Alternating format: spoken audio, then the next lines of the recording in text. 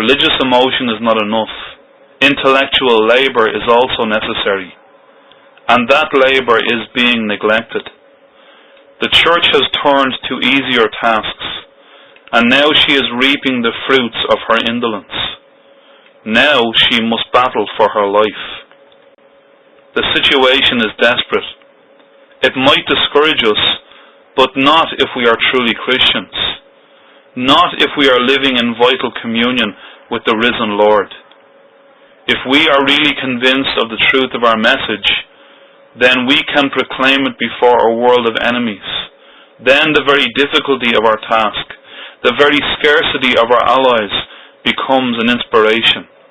Then we can even rejoice that God did not place us in an easy age, but in a time of doubt and perplexity and battle. The Christian cannot be satisfied so long as any human activity is either opposed to Christianity or out of all connection with Christianity. Christianity must pervade not merely all nations, but also all of human thought. The Christian, therefore, cannot be indifferent to any branch of earnest human endeavour. It must all be brought into some relation to the gospel. It must be studied either in order to be demonstrated as false, or else in order to be made useful in advancing the kingdom of God. The church must seek to conquer not merely every man for Christ, but also the whole of man. We are accustomed to encourage ourselves in our discouragements by the thought of the time when every knee shall bow and every tongue shall confess that Jesus is Lord. No less inspiring is the other aspect of the Great Consummation.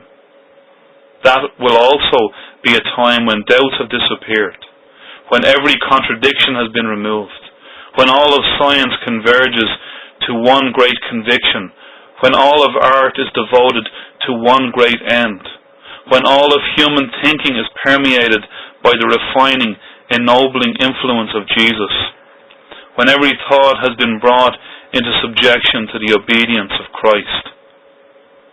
The church is puzzled by the world's influence. She is trying to overcome it by adapting her message to the fashions of the day.